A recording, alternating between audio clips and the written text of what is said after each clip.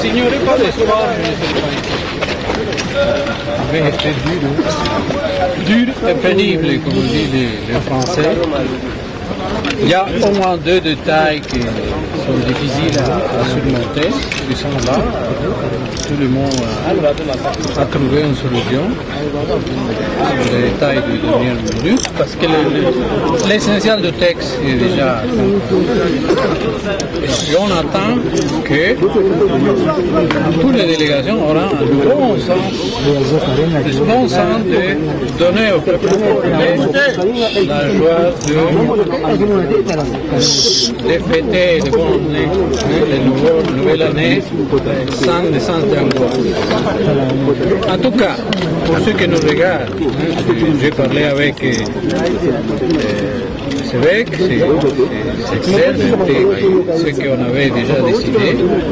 Aujourd'hui, on a la signature pour l'Église se retire de bons offices. C'est tout. C'est quoi le plan B de l'Église? C'est ça notre plan B. On va se retirer, mais en informant la population. Des problèmes qui ont été rencontrés, des responsabilités. Qui est responsable de qui? C'est tout que je peux dire. Et les responsabilités sont des deux côtés de votre... Sont les deux côtés, ce n'est pas une seule. C'est deux côtés, trois côtés, ce n'est pas seulement le rassemblement et la majorité. Et n'oubliez pas les MLC et l'opposition qui a signé l'accord du Sud. C'est pluriel l'opposition. Non, pas encore. Pourquoi c'est important pour vous qu'un accord soit signé aujourd'hui ou parce que l'accord ne sera pas la fin de tous les problèmes. Il faut préparer les choses. Il se créera problème à non fini. Des discussions sur comment et pourquoi, etc. Mais on aura un cadre juridique qui n'existe pas en ce moment. La Constitution dit clairement que le président a fini son deuxième mandat. Quelle est la légalité de ce gouvernement s'il n'y a pas un consensus élargi? Les nations sont souverains aussi, pas le Congo. Ils vont prendre position, certains vont reconnaître, des autres pas du tout. Et le pays dans le milieu d'une crise économique a besoin de l'aide de la communauté internationale qui ne verra pas s'il y a des doutes sur la légitimité de ce gouvernement. En manquant d'une loi qui prévoit la situation, la Constitution ne prévoit pas une chose pareille. Bon, communément, on exige un consensus le plus élargi possible. Et c'est ça pour ça qu'on s'est mis dans les bons services. On est là. Mais pourquoi alors l'Église se retirerait? Pourquoi c'est important pour l'Église de mettre une ligne rouge et de la respecter cette fois-ci, puisque ça fait 2 fois que vous la repoussez? Non, on avait dit le 24, ça c'est vrai, mais l'accord c'était déjà négocié le 24. Parce qu'il faut que la classe politique se prenne ses responsabilités. On ne peut pas tenir en otage la nation entière pour ses intérêts de parti. Ce n'est pas possible. Et alors on s'en va. C'est tout. Mais qu'est-ce que dit le président de la République? Plus près ou moins près d'un accord que la semaine dernière là? Est-ce qu'on est plus près si, ou moins près d'un accord? Beaucoup proches, beaucoup de problèmes qui étaient encore difficiles ont été résolus. C'est pour ça que c'est une démarche qu'on n'a pas arrivé à la signer. On était tout près, mais il y a eu des manœuvres de dernière minute qui n'étaient pas prévues et qui alors ont surpris tout le monde. Mais bon, ça c'est son œil qu'ils sont en train de régler ça. D'accord. Merci beaucoup. Merci. Pas d'accord, pas de sortie. Oui, bien. Jusqu'à la signature, même jusqu'au 20 janvier, on est là. Qui fait de la comédie.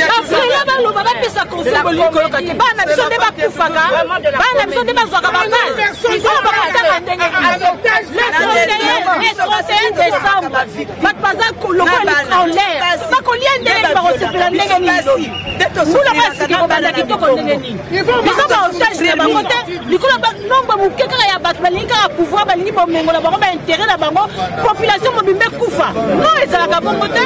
Non, soyons sérieux quand même. C'est ça, le sang du peuple congolais sur leur vie. Nous voulons l'accord aujourd'hui. Sinon, personne ne se mettra. Donc, vous comptez rester là jusqu'à... Même jusqu'à nous. C'est moment. Ça va camion et belé. C'est quoi ça?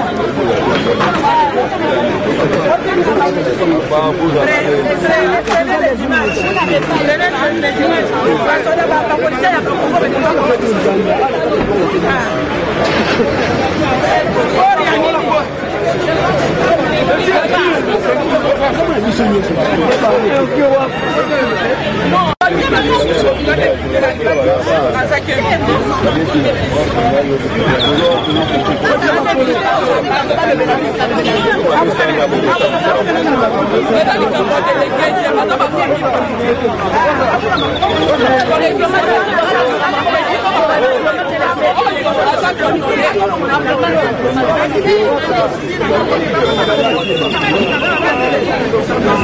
Ils sont libres ici, donc elle est vraiment...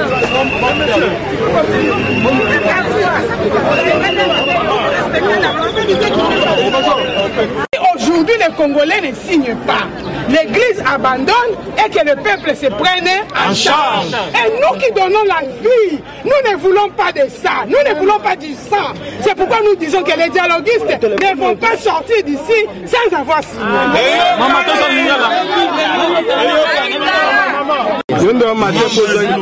Politique ayant pris part au dialogue politique de la cité de l'OUA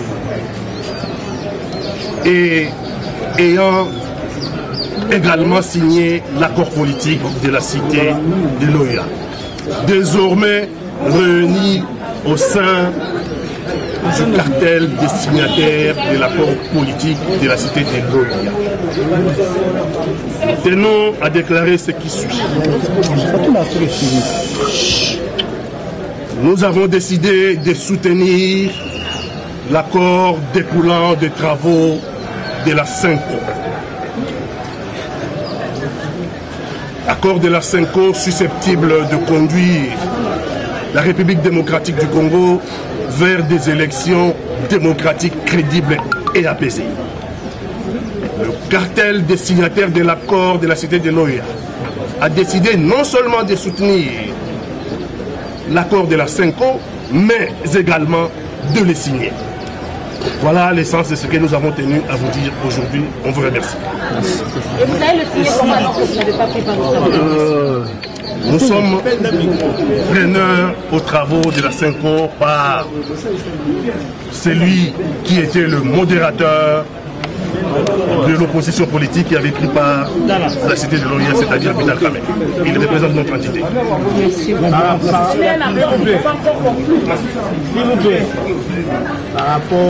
Il faut leur dire c'est qu'ils sont au courant de ce qui se passe là-dedans. Donc je n'ai pas besoin de parler à des gens qui sont déjà au courant. Est-ce que vous êtes prêt de faire même 48 heures ici sans sortir? Mais nous avons fait déjà plus de 2 semaines, mon ami. Vous partez, vous revenez?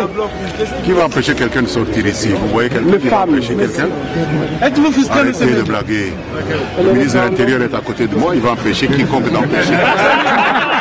Il dit que le peuple est souverain, le peuple s'il veut organiser des référendums, c'est son droit souverain, personne ne peut l'empêcher.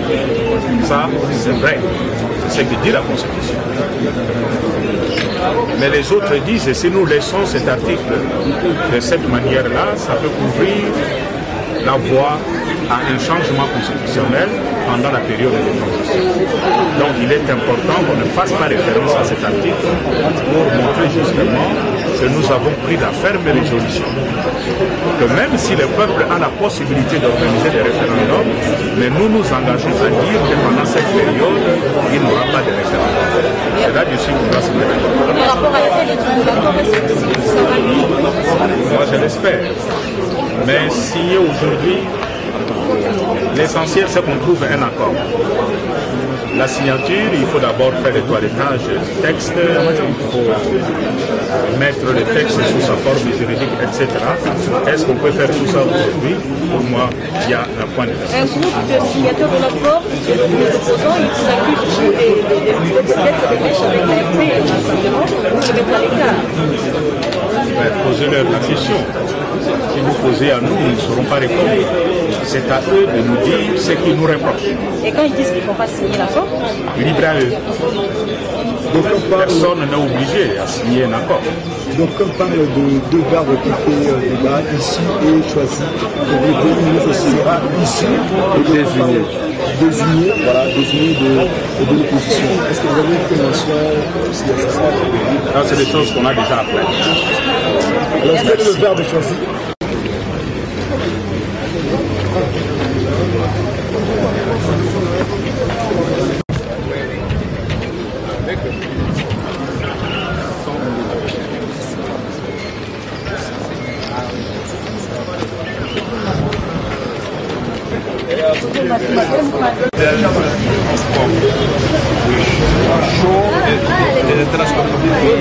C'est-à-dire bon.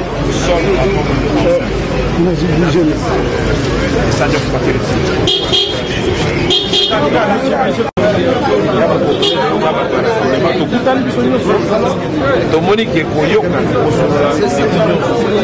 mais lelo oyo ça peuple congolais za élection koyoka les autres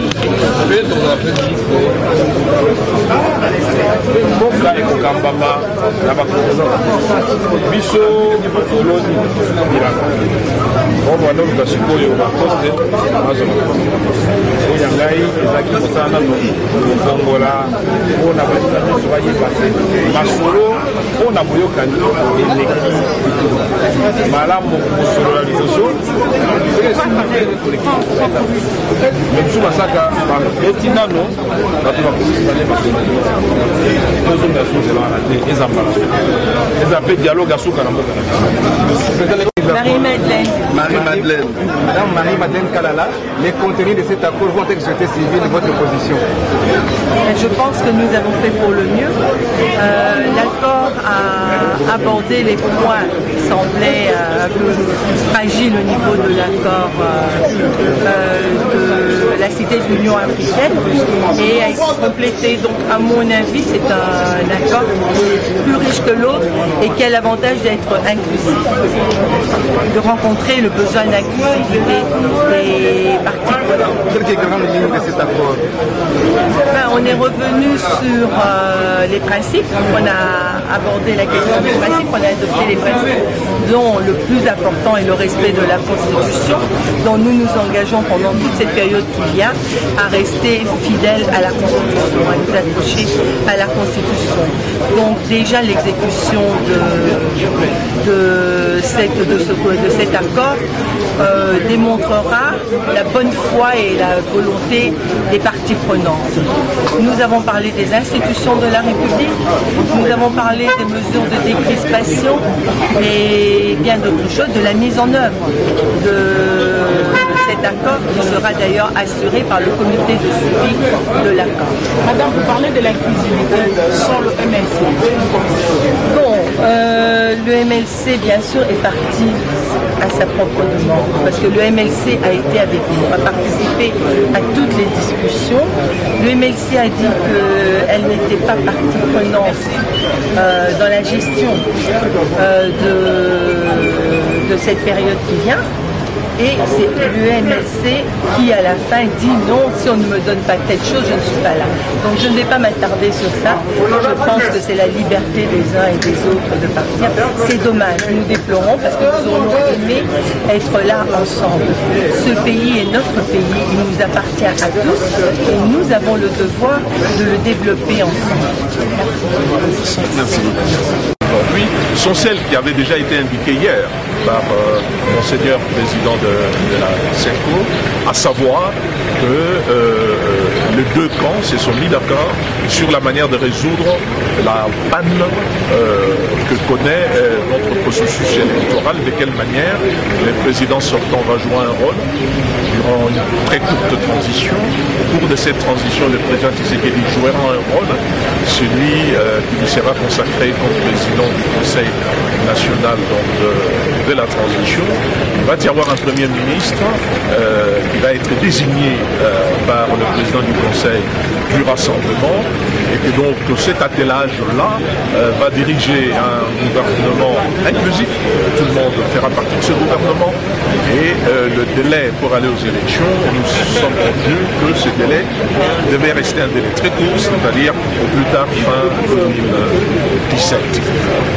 Sans tirer un seul coup de feu supplémentaire, les Congolais viennent démontrer leur capacité à pouvoir se dépasser et de pouvoir aller aux élections, puisque la population doit voter dans les plus grands pays. Et si à cette date-là, on n'organise pas les élections, qu'est-ce que vous avez prévu? Pour le moment, c'est un pari. Et je pense que la vie des hommes, la vie des citoyens, la vie des patriotes est faite de défis. Nous gageons que nous allons relever ces défis-là. Ma foi, s'il y a des difficultés, on avisera en ce moment-là. Il est clair que durant cette période, on ne touche pas la Constitution, c'est quand même ce que le peuple connaît. Il n'y aura pas de référendum et on ne va pas modifier quoi que ce soit. Lorsque les élections auront eu lieu, cette Constitution va reprendre force et vigueur. Vous parlez d'inclusivité sans la MLC. Vous avez parlé de l'inclusivité sans la MLC. Posez-leur la question, je crois qu'il y a une évolution de ce côté-là, mais je ne suis pas leur porte-parole. Merci. Les différentes parties prenantes ont trouvé le point de convergence et toutes les positions ont trouvé des compromis. Il y a eu des concessions qui ont été faites de part et d'autre et l'accord de compromis sera finalement signé le soir. Merci. Madame, est-ce que les lots c'était la fumée blanche? Oui, fumée blanche et zali. Donc, Nagani, c'est pour ça la toilettage d'un texte à compromis où vous allez signer na pouvoir. Maman, vous avez inclusivité sans MLC na kati.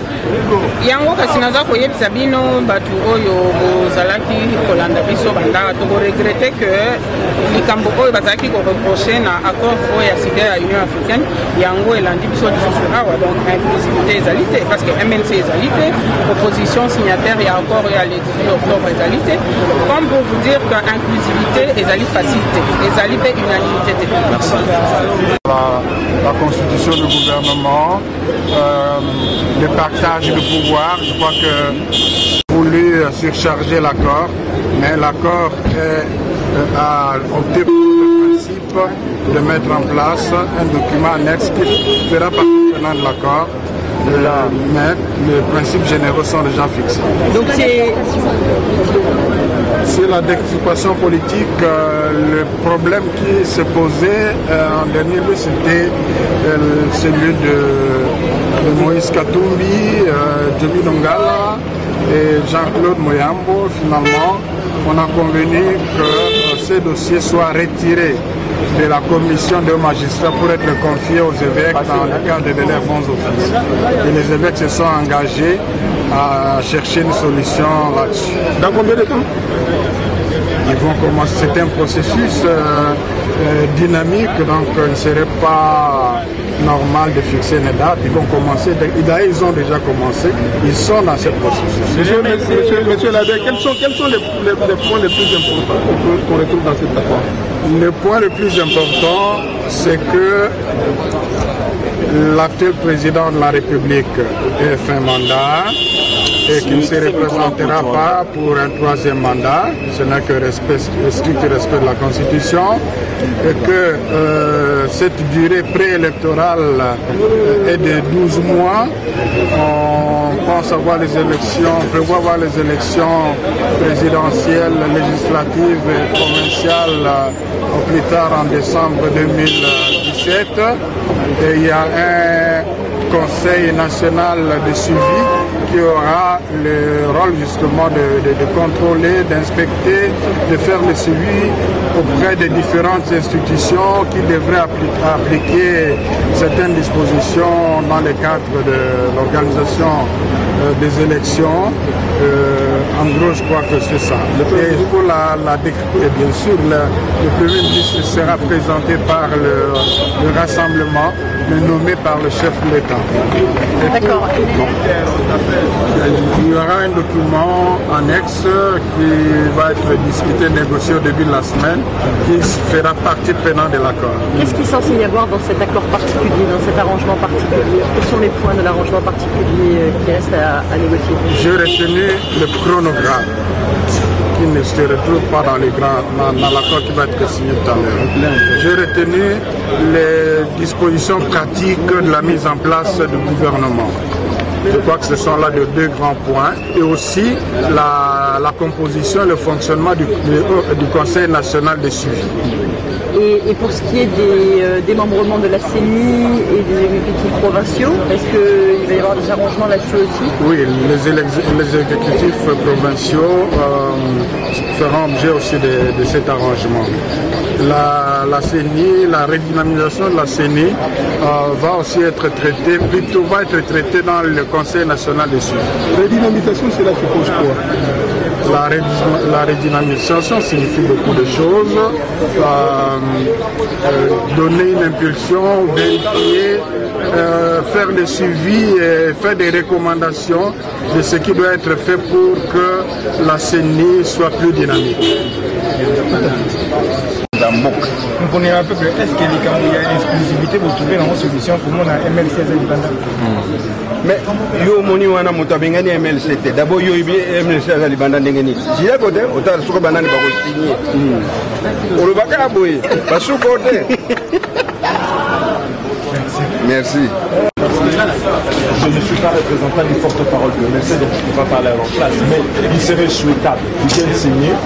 J'entends dans le couloir qu'ils vont venir signer, mais je ne peux pas engager le MLC. Merci.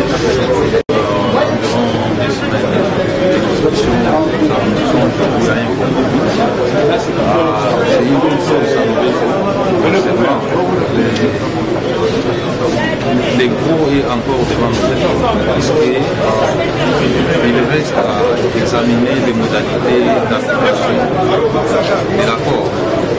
Et là, nous avons encore la crainte que les gens de la se sont montrés animés de très mauvaises voies, plus compliquer les choses. Donc, nous restons sur le garde avec espoir que tous les temps que nous avons passé ensemble va nous permettre d'élever certaines équivoques dans la mise de la situation du rapport. Mais l'accord que vous allez signer ce soir ici, c'est un accord qui ne semble pas être inclusif. Le médecin n'est pas là et qu'il a lié. Non, vous savez, les médecins ont pris part active à la rédaction de cet accord. Ils se sont bien sûr retirés jusqu'au moment où on a passé certaines dispositions, mais j'ai ouï dire qu'ils ont promis de venir signer. Donc l'accord actuel est le plus inclusif possible, puisqu'il va retrouver toutes les tendances significatives de notre pays. Et le rassemblement et la majorité au pouvoir, c'était déjà et souris et autres. Est-ce que vous avez imaginé la possibilité de la réconciliation? Nous sommes justement dans un processus. Nous sommes aujourd'hui appelés à cohabiter dans un même gouvernement, à gérer, à regarder tous dans la même direction. Jusqu'il y a à peine, nous étions face à face. Je pense qu'avec la signature de l'accord, nous serons tous d'accord, regardant tous dans la même direction. Cela peut conduire nécessairement à une réconciliation. Un ouf de soulagement pour vous? Tout à fait, c'est un ouf de soulagement. Ça fait des années que nous courons derrière un compromis historique qui permettrait à l'ensemble de la classe politique de se mettre ensemble, de gérer le pays dans l'intérêt de notre peuple. Ça sera fait dans quelques heures, donc on ne peut que s'en réjouir. Est-ce que nous pouvons connaître les différents détails de cet accord? Vous les aurez tout à l'heure au moment de la signature, parce qu'on va dévoiler l'économie générale de cet accord qui permet à tout le monde de trouver son compte, le peuple le premier, et de nous permettre d'aller vers les élections, et ainsi donc permettre à notre peuple de choisir. Quel est le message que vous lancez à la population qui a vu voir Joseph Kabila quitter le pouvoir, mais vous l'avez accepté quand même? Dans la vie, il y a toujours, et c'est des combats perpétuels en politique, il y a les souhaitables, il y a les possibles. Parce que nous parlons des nécessités, des impératifs de la réconciliation, et aujourd'hui, qu'il s'impose à nous cette nécessité de nous mettre ensemble pour arriver à organiser les élections et permettre au peuple souverain de trancher. Et donc nous nous contentons de ce que nous pouvons avoir donc possible. Êtes-vous optimiste quant à la cohabitation? si tout le monde y met de la bonne volonté, ne privilégier que l'intérêt général, je pense que cette fois-ci, nous pouvons arriver effectivement à tenir les engagements, à respecter les échéances et donc à permettre à notre peuple de trancher par son vote au plus tard en novembre.